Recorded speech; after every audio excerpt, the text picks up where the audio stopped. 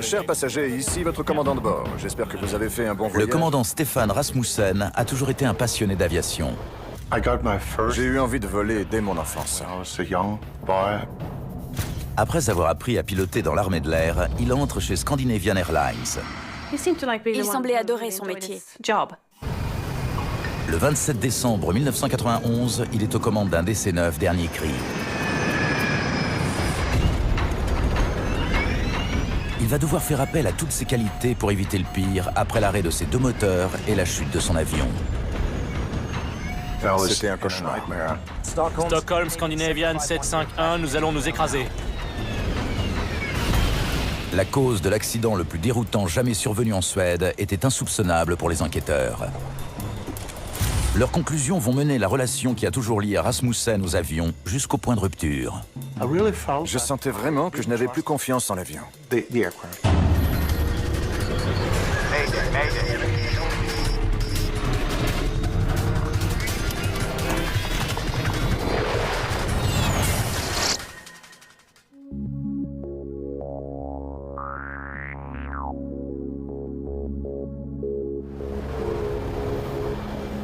Deux jours après Noël, l'aéroport de Stockholm-Arlanda est recouvert de neige, de boue et de glace. Les passagers qui embarquent sur le vol Scandinavian Airlines à destination de Copenhague trouvent la cabine très inconfortable. Il faisait très chaud quand on est entré. Le chauffage avait fonctionné pendant la nuit. Quand les passagers sont arrivés, ils ont voulu ôter leurs vestes et leurs chaussures. C'était un vrai sauna.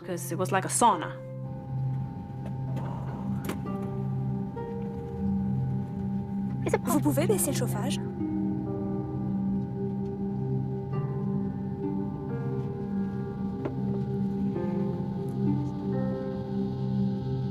Ulf Cedermark, 34 ans, fait partie de la compagnie depuis 4 ans. Il est copilote sur ce vol. Il neigeait un peu. Il faisait juste en dessous de zéro. Il y avait un léger vent. Nous devions aller à Copenhague, puis à Varsovie, puis de nouveau à Copenhague, et enfin à Barcelone. Une longue journée de travail. Le pilote danois Stefan Rasmussen vient d'achever la visite pré-vol extérieure. Ce matin, c'est lui qui est aux commandes. Pendant ces 12 ou 13 heures où j'étais assis dans l'avion, j'ai toujours eu l'impression de le porter sur mes épaules, comme un sac à dos. Et à chaque décollage, nous ne faisions plus qu'un. L'appareil que Rasmussen endosse aujourd'hui est un DC-9 tout récent, facilement reconnaissable à ses deux moteurs arrière. Maintenant, tout le monde sait que cette porte reste ouverte. Oui. Même avant les menaces terroristes, la porte du cockpit était rarement ouverte en vol. Cette habitude est l'une des nombreuses raisons pour lesquelles Rasmussen est si apprécié de l'équipage et des passagers. J'ai toujours laissé cette porte ouverte, car j'ai constaté que si les gens voyaient une présence humaine dans le cockpit, ils étaient en confiance. Je trouvais ça agréable. On a plus de contact qu'avec la porte fermée. Le vol est retardé par la neige. Mais Stefan Rasmussen ne compte pas sacrifier la sécurité. Où en est le dégivrage? Les ailes ne sont pas terminées. Il faut encore faire le dessus. Merci. À la demande du commandant, les équipes au sol ont déjà dégivré l'avion une fois.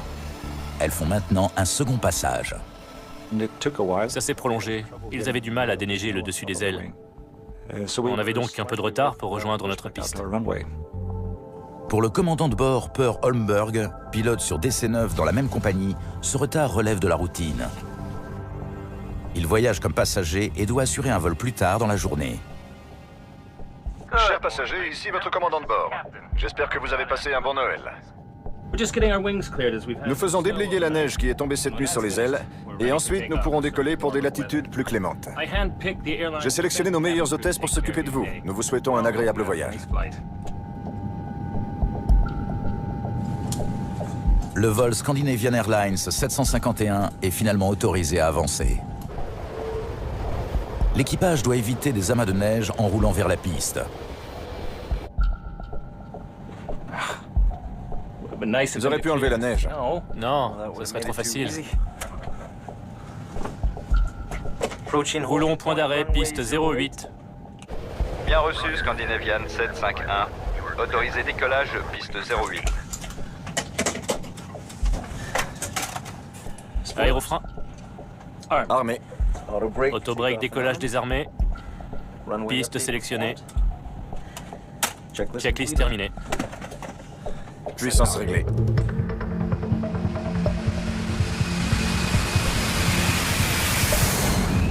Malgré les conditions hivernales, le décollage se passe bien.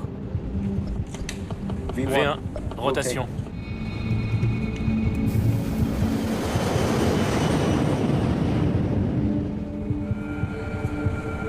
Train rentré. Train rentré.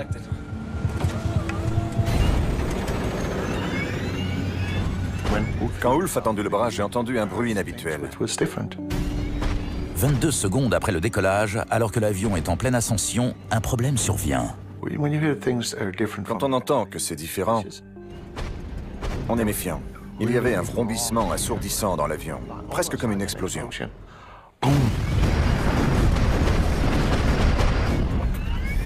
Il y a eu une autre détonation.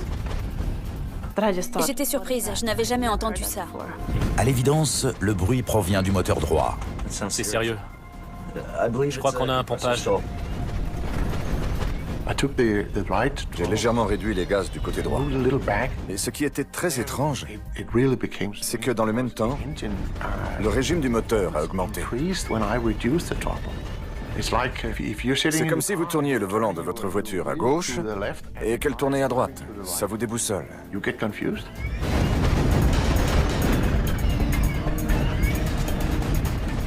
On n'est pas censé appeler le cockpit à cet instant, mais je devais parler au commandant de bord. Stefan Rasmussen ne répond pas à l'appel. Il est trop occupé à essayer de comprendre ce qui arrive à son avion. Je ne voyais rien de suspect sur mes instruments. Ils indiquaient des valeurs stables et normales. Mais j'entendais toujours ce vrombissement incessant. Il cherche des signes d'attentat ou de défaillance structurelle. J'ai vérifié la pression de la cabine. Parce que quand une bombe explose, ou quand une porte cargo est arrachée, cela entraîne une décompression. La pression de la cabine reste stable. Votre ceinture. Mais l'équipage a une autre inquiétude. Ça fumait et ça sentait le brûler. Qu'est-ce qu'on fait? À seulement 200 pieds d'altitude, la situation s'aggrave. Le moteur droit s'arrête. Après un peu plus d'une minute de vol, le moteur de droite s'est arrêté.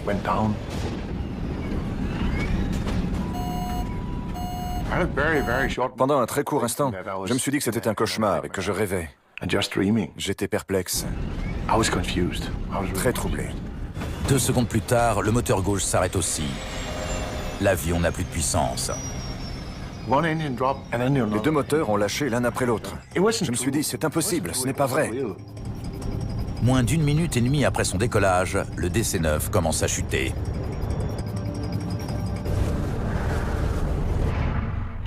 C'était le silence complet.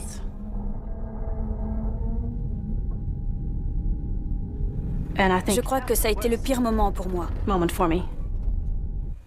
On volait sans un bruit, comme un oiseau qui traverse le ciel. Ensuite, j'ai eu peur.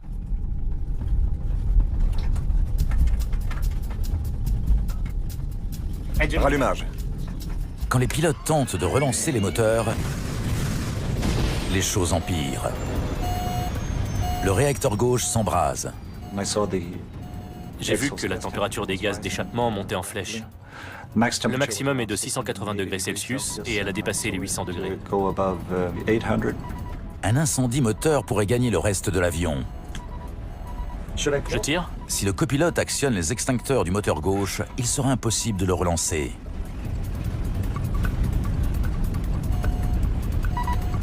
Il tire tout de même sur la poignée. De son siège, le commandant Holmberg voit que l'équipage est en difficulté.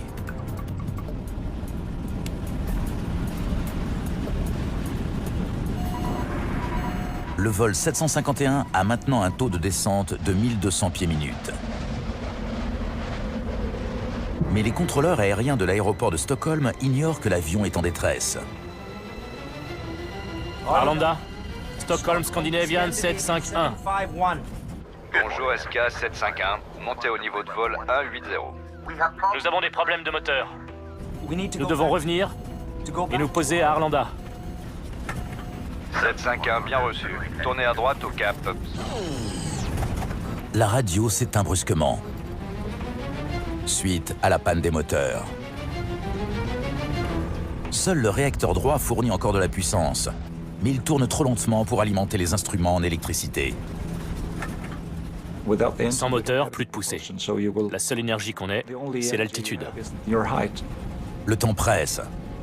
Les pilotes du DC-9 doivent trouver un moyen de relancer le moteur droit, sans quoi l'avion s'écrasera en pleine campagne.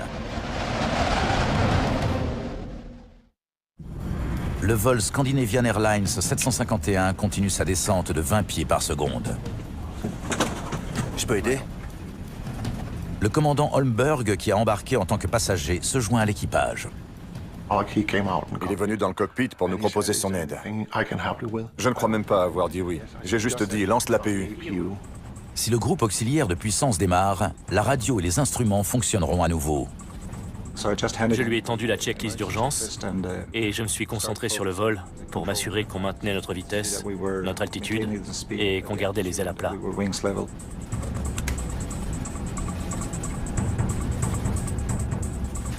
Il a pu démarrer le groupe auxiliaire de puissance et mes instruments se sont rallumés. Mais le tableau de bord du commandant Rasmussen reste éteint. Stéphane a réussi à piloter l'avion à l'instinct. La lumière se rallume aussi en cabine. Mais c'est une maigre consolation pour les passagers qui se savent maintenant en danger de mort. Le contrôle aérien de Stockholm demande aux pilotes de revenir à l'aéroport. Scandinavian 751, pouvez-vous tourner à droite au cap 090. Guidage radar pour 0-1. Mais l'avion n'est plus qu'à 1600 pieds du sol. Et les efforts du copilote pour le ressusciter restent sans effet. Bien reçu. Nous maintenons notre cap et nous essayons de redémarrer les moteurs. Rebrousser chemin pour revenir à Stockholm pourrait s'avérer catastrophique. Je sentais que si je faisais demi-tour, on décrocherait. Un demi-tour fait perdre beaucoup d'énergie. Le plus sûr, c'est de voler tout droit avec les ailes à plat. Ça économise l'énergie liée à l'altitude et ça permet de maintenir la vitesse. Maintenez 2000 pieds. Nous ne pouvons pas maintenir 2000 pieds. Nous sommes actuellement à 1600 pieds et nous sommes en descente. Per Holmberg veut que le commandant Rasmussen trouve un terrain où atterrir. Regarde, droit devant.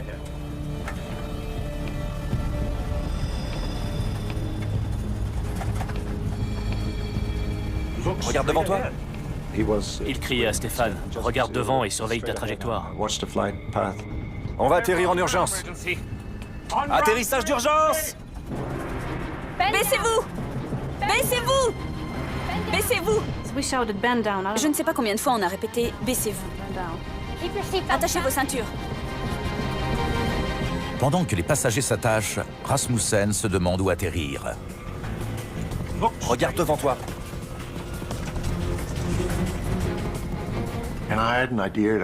Et j'ai eu l'idée de voler jusqu'à la mer Baltique, qui était gelée à cette époque de l'année. Ça aurait fait une excellente piste. Mais sans pouvoir rien faire, il voit son appareil glisser au-dessus d'une forêt dense. J'ai vu cette zone verte. J'ai aperçu un petit point clair au milieu de la forêt.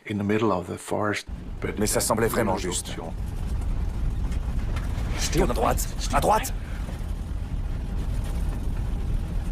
À 500 pieds d'altitude, le commandant Rasmussen cabre l'avion pour le ralentir, espérant amortir l'impact avec le sol. La cime des sapins paraissait très souple. Je m'en suis servi comme d'un oreiller. J'abaisse le train. Oui, sors-le! Mettez la tête sur les genoux. Je me suis préparée au choc. Un atterrissage d'urgence sans moteur, je savais que ce serait violent. Stockholm Scandinavian 751, nous allons nous écraser. Je n'ai pas eu peur tout de suite, mais quand on a touché les arbres, j'ai su qu'on n'y arriverait pas. Je n'ai pas pensé « je vais mourir ». Je le savais, j'ai même prié.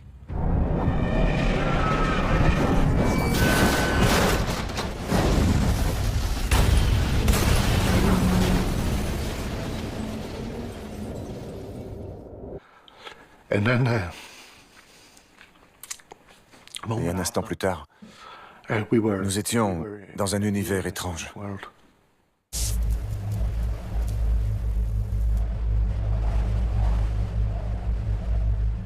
Après l'arrêt complet, j'ai senti l'odeur du kérosène. Je me suis dit, on va sauter.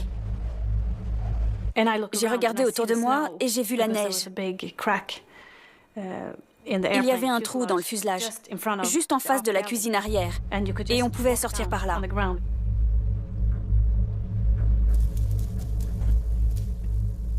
Tout était calme.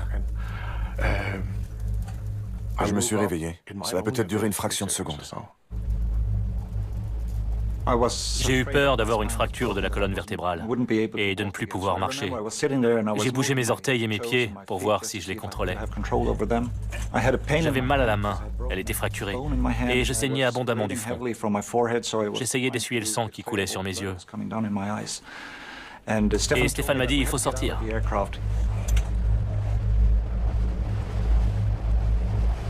Les pilotes craignent que l'avion ne prenne feu après avoir creusé un sillon de 125 mètres de long dans la forêt de pins.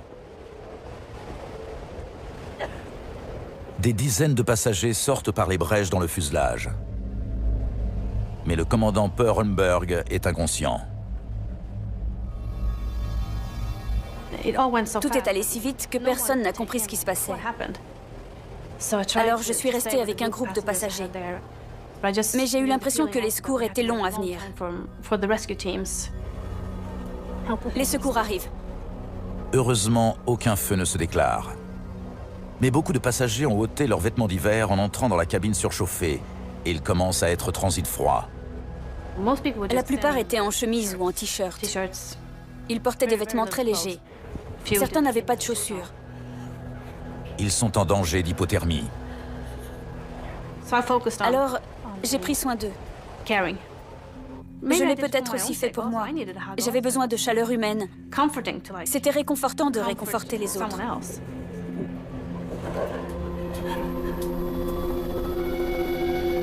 L'épave du vol Scandinavian Airlines 751 est à 15 km au nord-est de l'aéroport de Stockholm-Arlanda.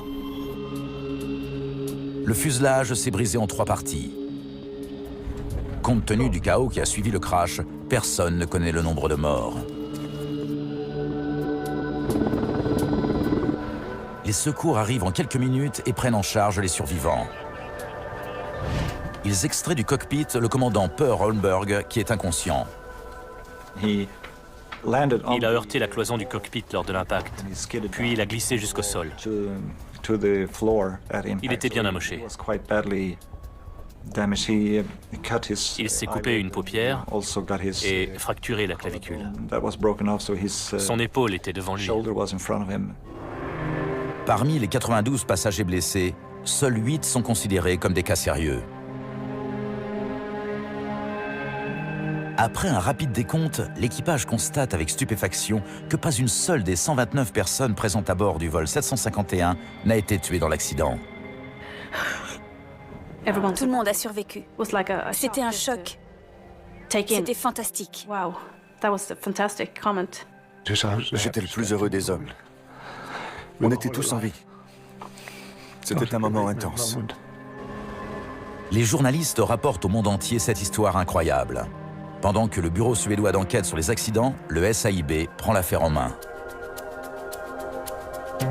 Scandinavian Airlines dépêche sa propre équipe d'enquêteurs, dirigée par Tore Hultgrün.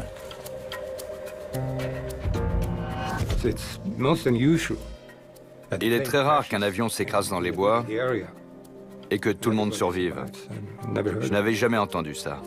La police bloquait l'accès au site du crash.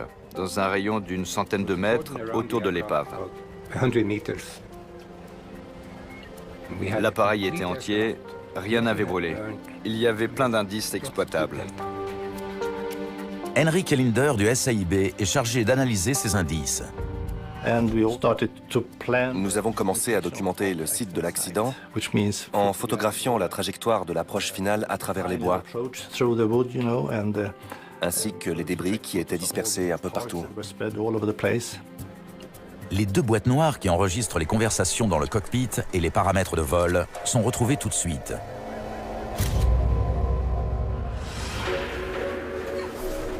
Les enquêteurs questionnent les rescapés qui leur racontent tous la même histoire. Dites-moi ce que vous avez vu et entendu. Des déflagrations ont retenti peu après le décollage. De la fumée a envahi la cabine. Les 2 réacteurs se sont finalement arrêtés et l'un d'eux s'est enflammé. Un biréacteur n'est vraiment pas censé perdre ses 2 moteurs simultanément. Les turboréacteurs Pratt et Whitney sont envoyés dans un atelier de Scandinavian Airlines pour y être inspectés de plus près. Les enquêteurs sont impatients de parler au commandant Rasmussen. Mais la compagnie réserve ses premières déclarations aux médias. Première question, qu'avez-vous pensé quand les moteurs se sont arrêtés? Ça prendrait une éternité de tout vous raconter. Normalement, les témoins clés, comme l'équipage, doivent être mis en quarantaine jusqu'à ce qu'ils rencontrent les enquêteurs. Les médias européens présentent le commandant Rasmussen comme un héros qui a réussi à poser un DC-9 sans moteur. Mais les enquêteurs n'excluent pas que lui-même ou son copilote ait pu commettre des erreurs qui soient à l'origine de l'accident. L'honneur et la gloire reviennent toujours au commandant de bord, mais les mésaventures aussi.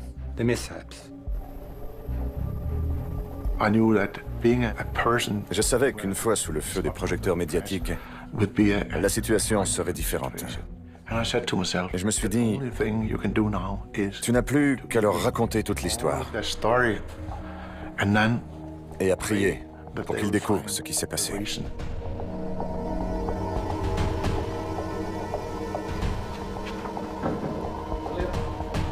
Lars Lindberg est enquêteur délégué de la SAPA, l'association suédoise des pilotes de ligne. Il cherche sur l'épave des signes de défauts mécaniques ou structurels. Sachant que les 2 moteurs s'étaient arrêtés, nous nous sommes demandé ce qui s'était passé avant pour qu'un tel incident se produise. La première fois que j'ai vu les moteurs dans l'atelier, j'ai été surpris. C'est tout ce qu'il y a? De nombreuses pièces avaient disparu. Nous n'avions jamais vu un réacteur auquel il en manquait autant. Pour reconstituer le fil des événements, les enquêteurs doivent retrouver les pièces manquantes, qui sont maintenant éparpillées dans la forêt et les champs enneigés.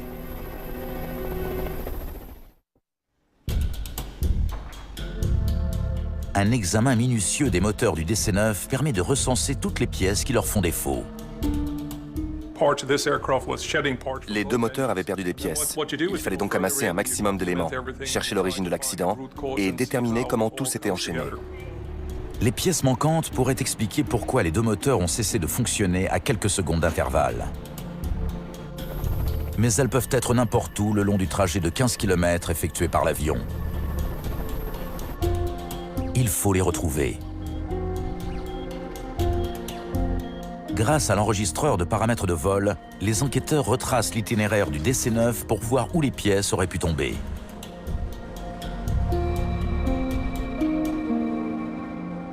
En fouillant les champs enneigés survolés par l'appareil, l'équipe de recherche retrouve 500 fragments. Une infime partie de ce qui a disparu.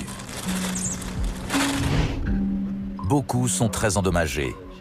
Certaines des aubes en titane semblent avoir pris feu. Le titane s'est enflammé dans les 2 réacteurs. Et c'est exceptionnel.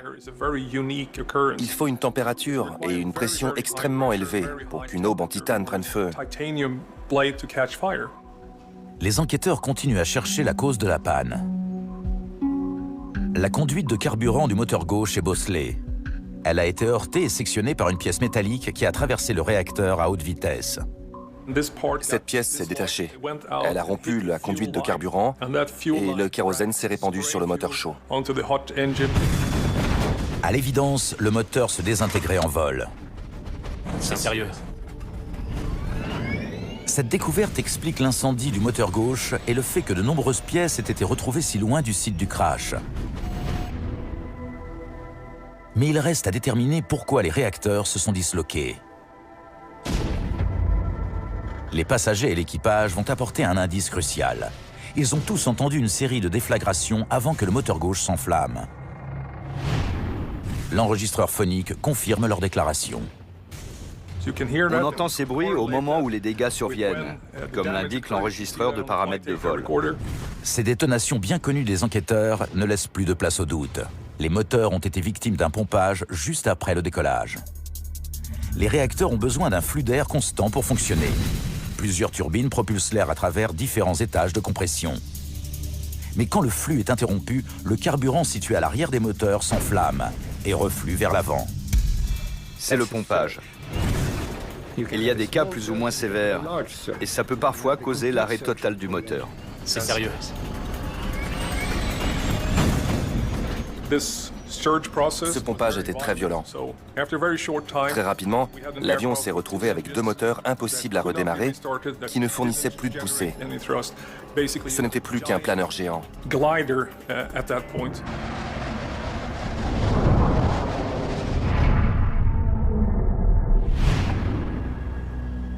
Un examen approfondi des aubes des turbines avant explique le pompage. Elles sont tordues. Cette déformation les a empêchées d'acheminer l'air efficacement vers l'arrière des réacteurs. C'est cette torsion des aubes qui a tout déclenché. Le flux d'air a été perturbé. La turbine s'est mise à pomper en entraînant une série de dysfonctionnements. Le pompage du compresseur, puis la suite d'événements qui a mené à l'arrêt des 2 moteurs. Mais qu'est-ce qui a tordu les aubes? Il y a un moyen de le savoir. À l'aspect des dégâts, on peut voir si c'est dû à un caillou, à une pièce de caoutchouc ou à un fragment de glace. La glace laisse des marques très singulières, des petites bosselures. L'analyse des dégâts subis par les aubes démontre qu'elles ont été percutées par de la glace.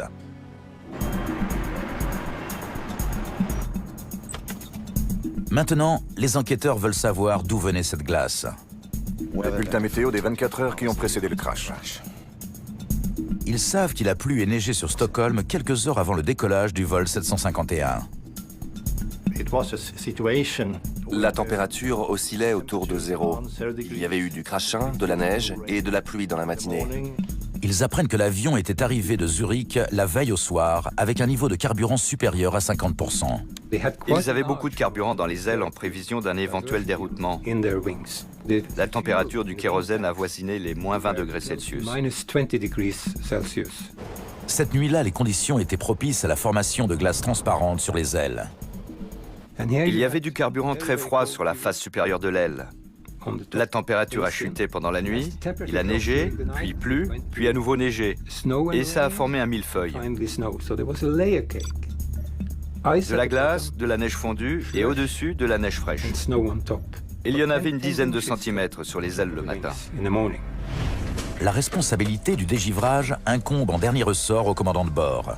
Rasmussen est formel, il savait que les ailes étaient couvertes de neige. Les enquêteurs se demandent s'il a tout fait pour s'assurer que son avion était totalement exempt de glace.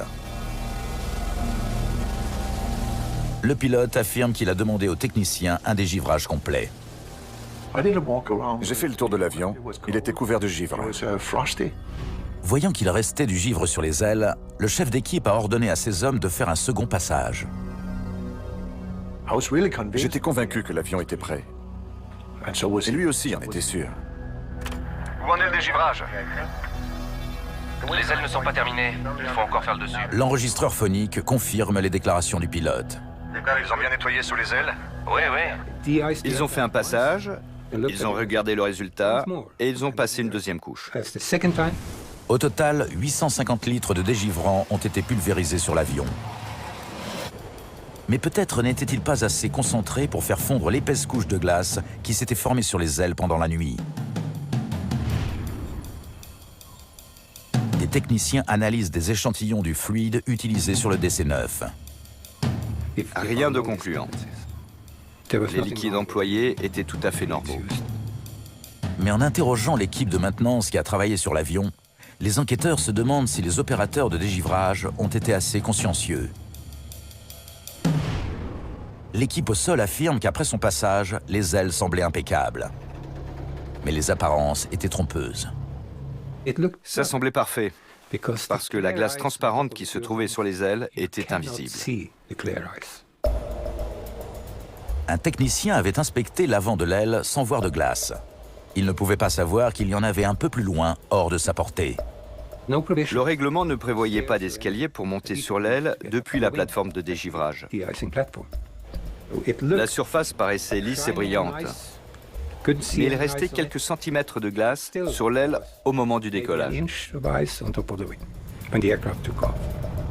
Dès que l'avion prend son envol, les problèmes commencent. Sur le DC-9, les moteurs se trouvent derrière les ailes. Quand le train avant a quitté le sol, les ailes se sont courbées pour supporter le poids de l'avion. La glace s'est brisée et elle a été aspirée par les réacteurs. L'impact endommage les aubes des premières turbines et finit par provoquer un pompage des moteurs. Personne ne pensait que ça puisse arriver.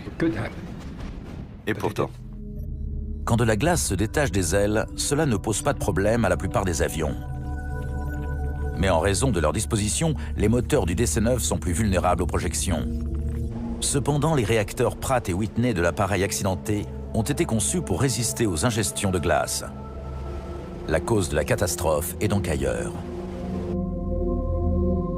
Les enquêteurs savent qu'une mauvaise réaction d'un pilote peut aggraver le pompage. Ils épluchent les paramètres de vol pour voir comment l'équipage a réagi à l'urgence. La première chose à faire quand on diagnostique un pompage, c'est de réduire les gaz.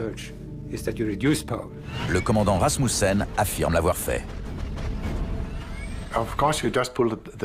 Il faut tirer la poignée en arrière pour équilibrer l'arrivée d'air et l'arrivée de carburant. Et c'est exactement ce que j'ai fait. Mais l'enregistreur de paramètres de vol le contredit. Pourquoi la puissance augmente? Il indique clairement que peu après le pompage, la poussée a été réduite. Mais quelques secondes plus tard, elle a augmenté au-delà de la puissance maximale. Ça ne collait pas parce que le régime moteur est monté à 110%. Et la poignée des gaz a changé de position. La seule chose qui puisse la faire bouger, c'est la main du pilote. Si Rasmussen n'a pas poussé la poignée vers l'avant, quelque chose l'a fait à sa place. Cela expliquerait sa confusion quand les moteurs ont commencé à pomper. Pour un pilote qui a suivi un entraînement et effectué des exercices d'urgence en simulateur, quand un système se comporte de manière inattendue, c'est très déroutant.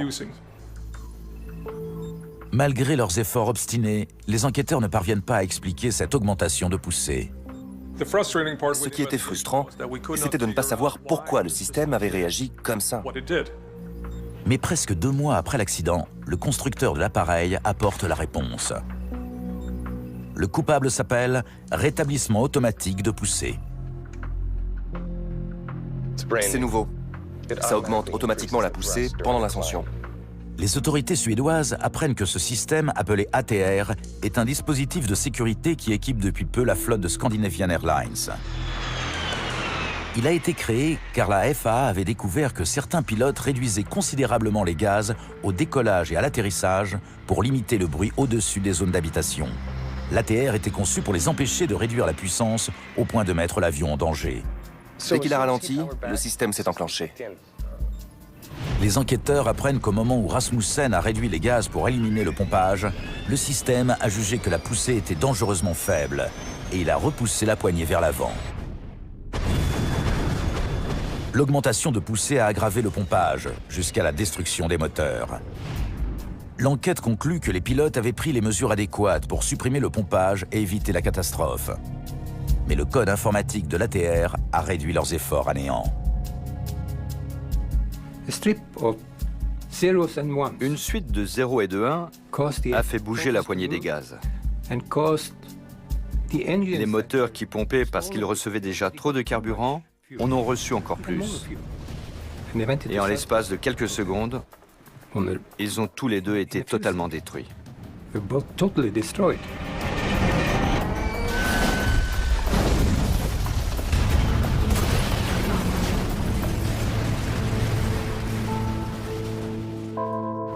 Le système était si récent chez Scandinavian Airlines que personne n'en avait entendu parler.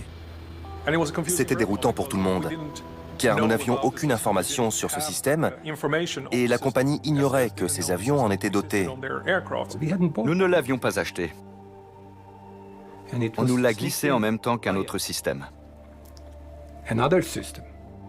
Ignorant l'existence de l'ATR, Stefan Rasmussen ne savait pas que la seule façon de sauver son avion était de couper les moteurs. Quand il apprend que c'est le rétablissement automatique de poussée qui a causé l'accident, il éprouve à la fois du soulagement et de l'angoisse. Il est prouvé qu'il n'a commis aucune erreur.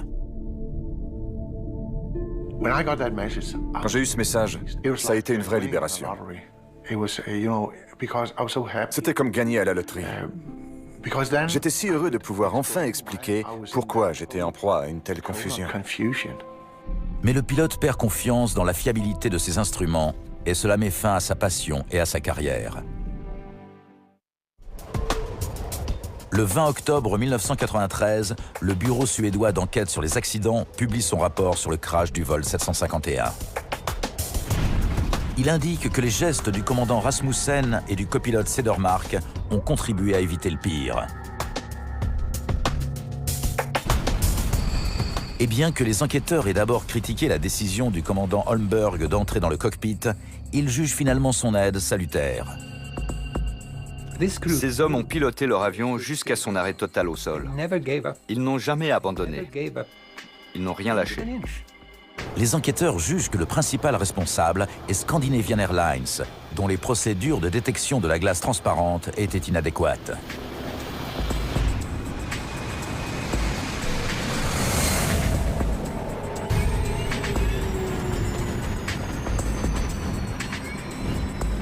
Je crois qu'on a un pompage. Le rapport condamne aussi le fait que les pilotes ignoraient l'existence du rétablissement automatique de poussée et sa réaction en cas de pompage. S'il n'y avait pas eu d'ATR pour repousser la poignée vers l'avant, l'accident n'aurait pas eu lieu. C'est un peu étrange qu'on n'ait pas eu toute la documentation qui nous aurait permis de savoir à quoi nous attendre dans ce cas de figure.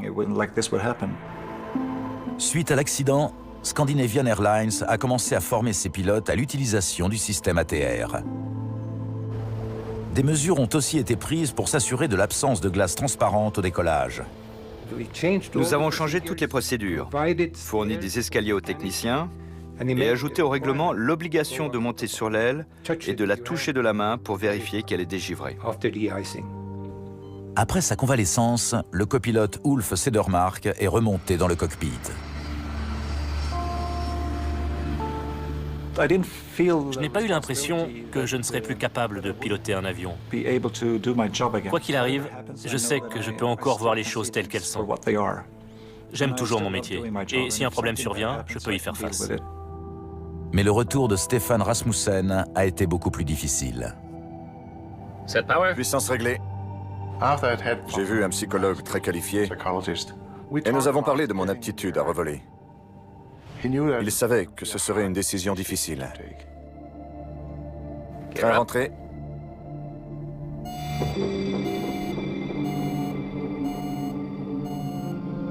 Feu moteur.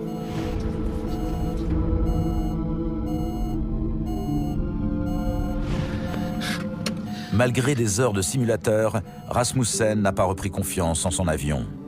Désolé. En situation de crise, il faut qu'il y ait une parfaite osmose entre l'homme et la machine. Je sentais vraiment que je n'avais plus confiance en l'avion. Les pilotes s'estiment souvent responsables de tout ce qui se passe mal. Ils sont couverts de gloire, mais endossent trop de responsabilités. Avec une aide psychologique adaptée, près de 90% des pilotes impliqués dans un accident arrivent à revoler. Mais bien que le commandant Rasmussen ait suivi un traitement, sa carrière s'est achevée avec le crash du vol 751. Prendre la décision d'abandonner mon métier de pilote, c'était comme contempler la femme de ma vie et parvenir à la conclusion que je devais la tuer.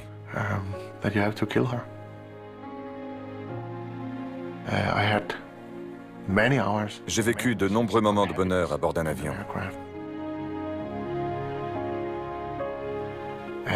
J'aimais mes passagers et mon avion. Alors j'ai dit, c'est fini.